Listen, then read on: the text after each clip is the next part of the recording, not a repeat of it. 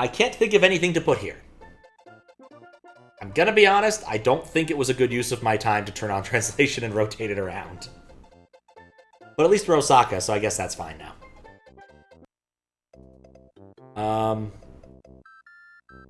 Climatic Cataclysm. So the man who suddenly couldn't pronounce words. Siren's always a good sign. Oh, we're doing that, okay. Guess we should have been measuring time till bumpties. Oh, God. See, the thing is, you never know what those are going to do. Are they going to hurt you? Are they going to freeze you in midair? You just never know. Well, apparently that one's going to do that.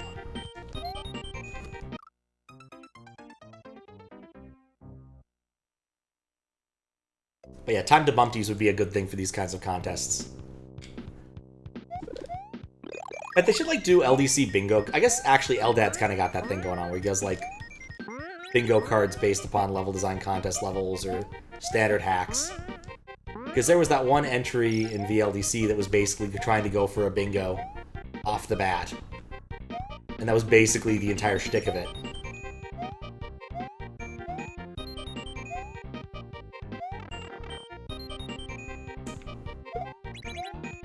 I didn't think that through correctly.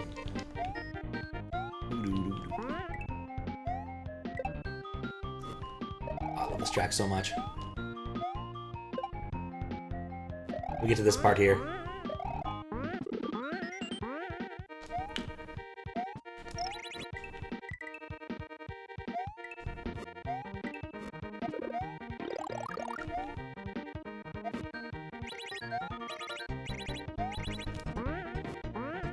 Good choices. There's been a more recent report of this, but I'll be honest, I think this one has more soul. There's something about it. Because I saw a muncher that didn't exist. There we go. Ah, no. Can I make it?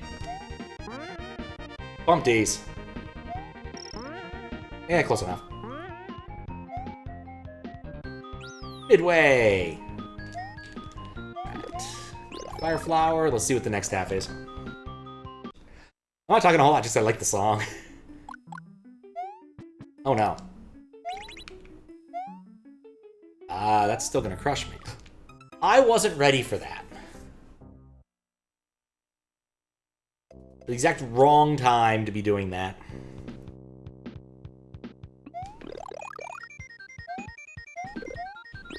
But yeah, no, this Port of Siren is just a banger, and the original track's really good too. Bit of just shame we're no longer listening to it since we're in a cave.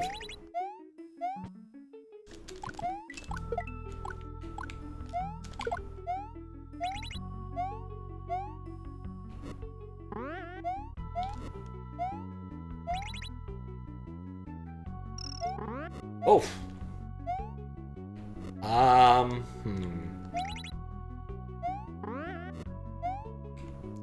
Okay, this is definitely the case that you want the fiery aspect. You need the floating platforms. Okay, cool. We figured this out. Now we just have to not die to this stupid... I just noticed it recolors her fireballs too.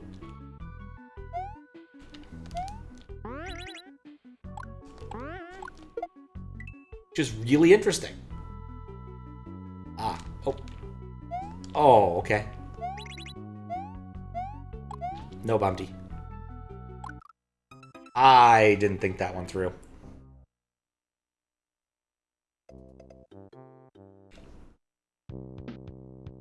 It's one of those things that's always hard to gauge in this class of levels, is just how far you should let it drop before you hit the block. In Kaizo levels, this kind of thing is obvious because it has to be. It's Kaizo. But for level design contest levels, it often isn't obvious in the slightest.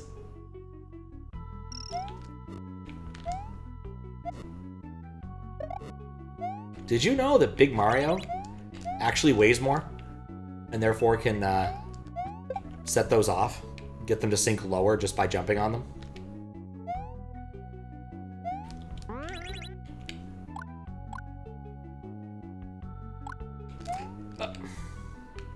No thank you, Bumpty.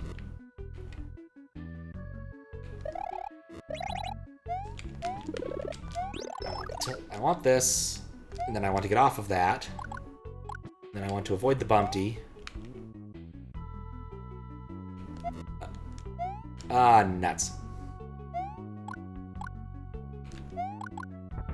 Well, maybe it'll come back. Osaka seems very optimistic about this. She's looking up.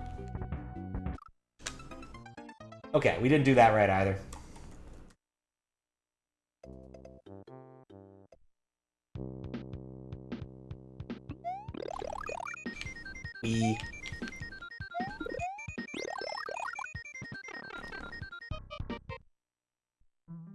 I already miss it.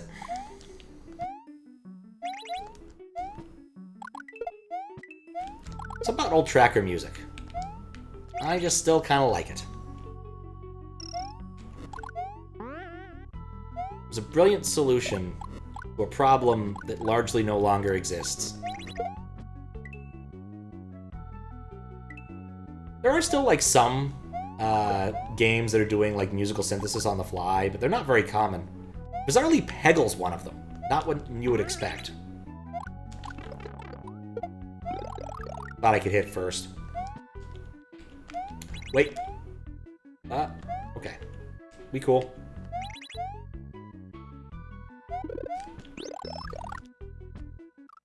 Okay, you can't stand there. Yeah, I was trying to close a bunch of tabs. Surprising. And I stumbled across one I had open since GDQ. Because right next to the Godzilla machine, I forget what the order of pinball machines was, but they had a Black Knight 2000 right there. And Black Knight 2000 is very noisy. It plays a lot of music. It also has a lot of sound bites. And I was curious about it because, you know, it was released at a surprising time. Like, I would have thought it was a later machine, but it turns out to be like a 1989 machine. It also turns out that one of the lead developers is Ed Boon, who's best known for Mortal Kombat.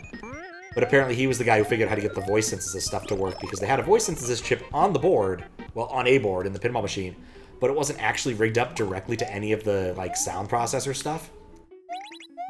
So apparently it was a bit of a trial to get that to work. Love to know the technical details, but I doubt Ed Boon is going to be doing any tech talks on it anytime soon. But yeah, there's a lot of interesting information there about, like, how it would delay specific sounds or retune certain sounds. So they were in key with whatever music was playing at the time. Or have why'd I do that?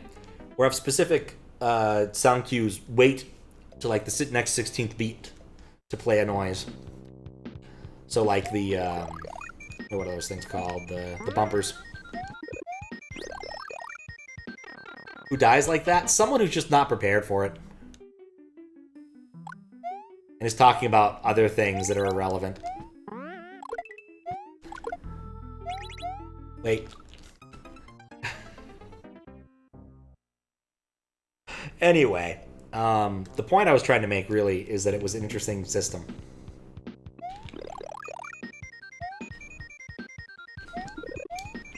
And the article about it is interesting too. I just like. Oh, I was gonna say it was the bumpers were rigged up to make drum-like noises. So basically, the idea being that it would sound a bit like an impromptu drum fill.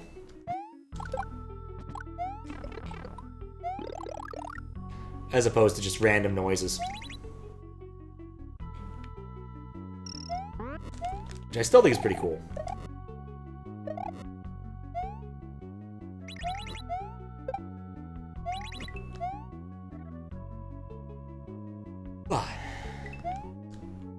Maybe I'll post it to Discord because I think it's fun.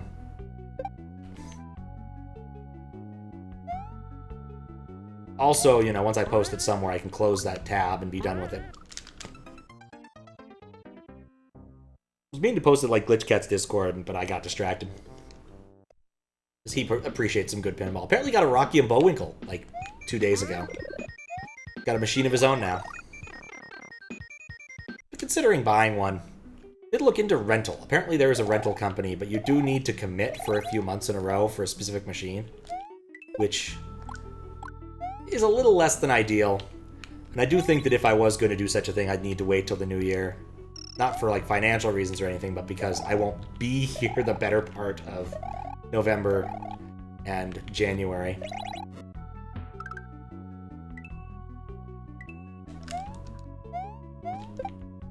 So there's not a whole lot of point in renting something you're not going to be able to use.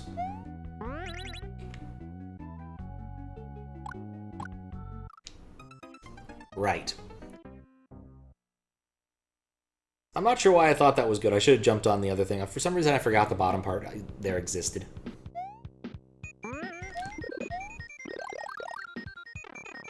But the prices aren't exorbitant. There's some deposits, and you have to let them do the shipping. But it's one of those, like, I could do this. It is an option.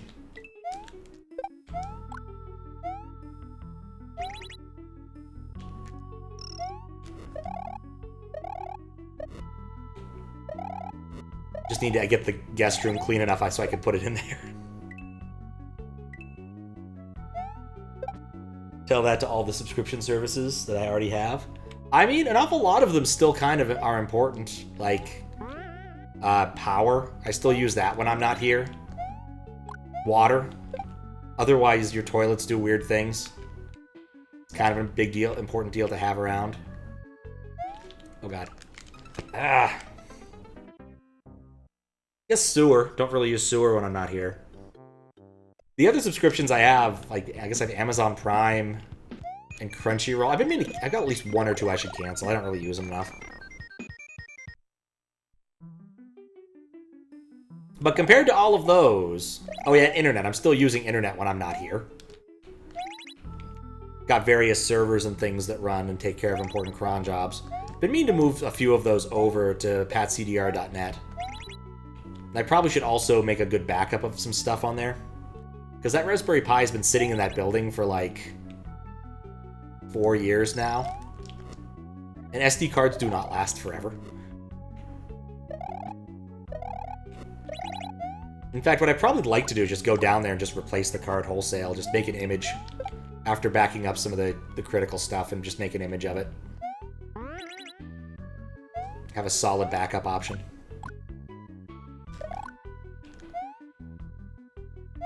I need to hit that upward. Okay. Okay, we finally got past that part.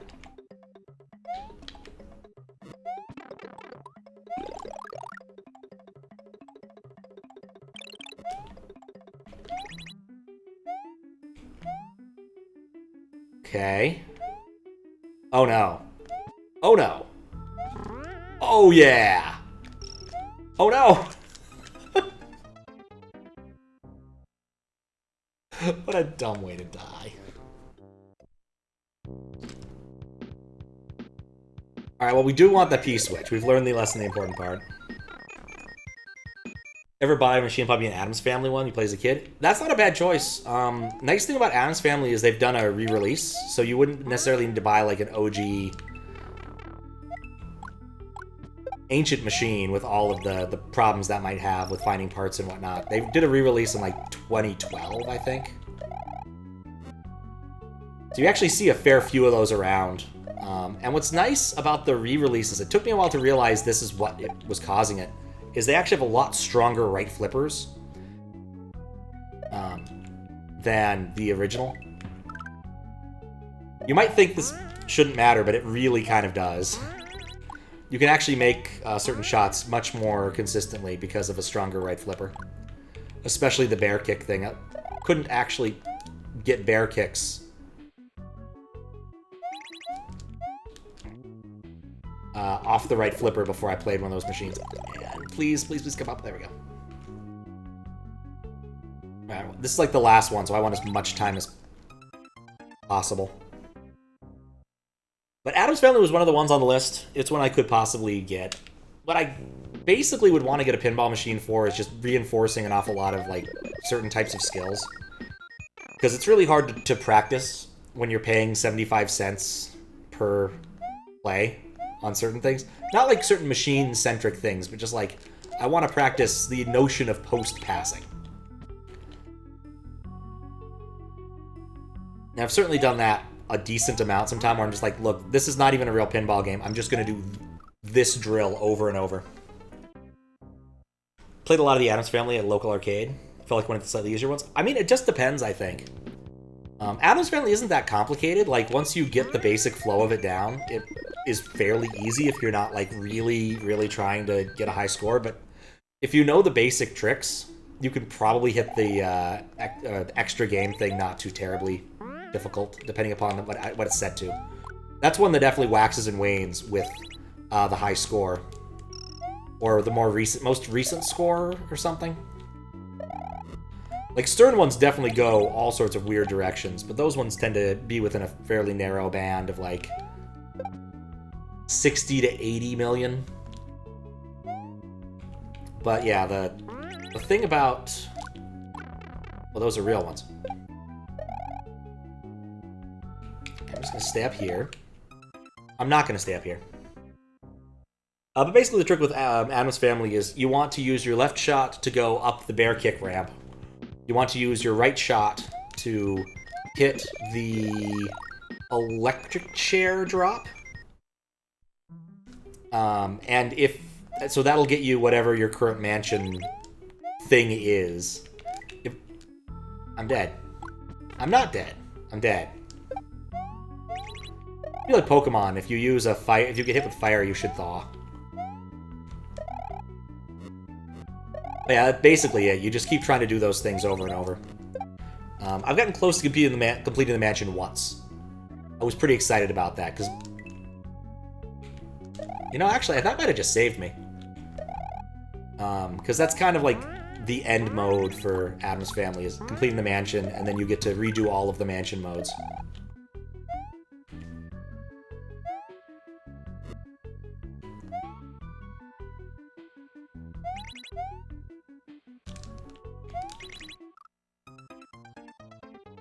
Cool level, thought I played this one already? No. I have a thing that keeps track of this, so I know which levels I've played already. I built a whole, like, random level picker from Xandro's contest page.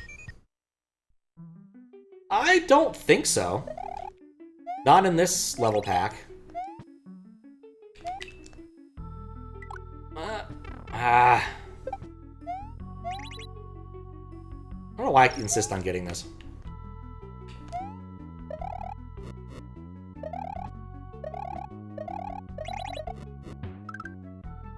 It might just be you tuned out at some point and I'm still stuck here.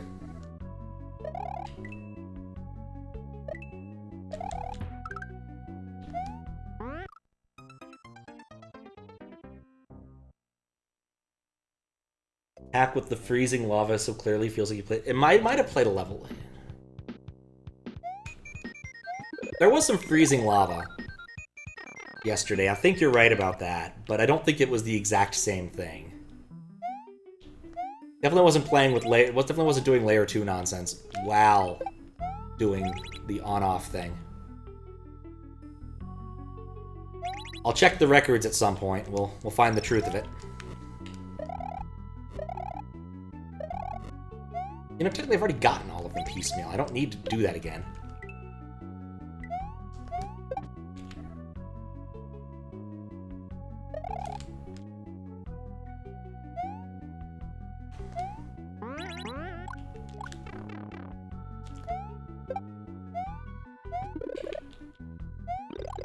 Get up there. The Bumpty do his thing.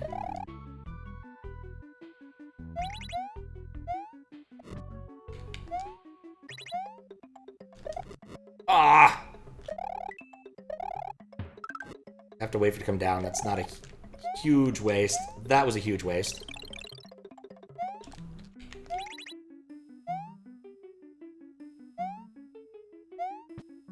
The Bumpties follow me to victory!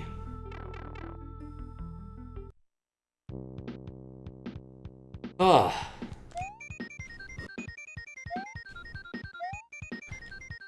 Hey, Bumpties, behave. Oh. 18!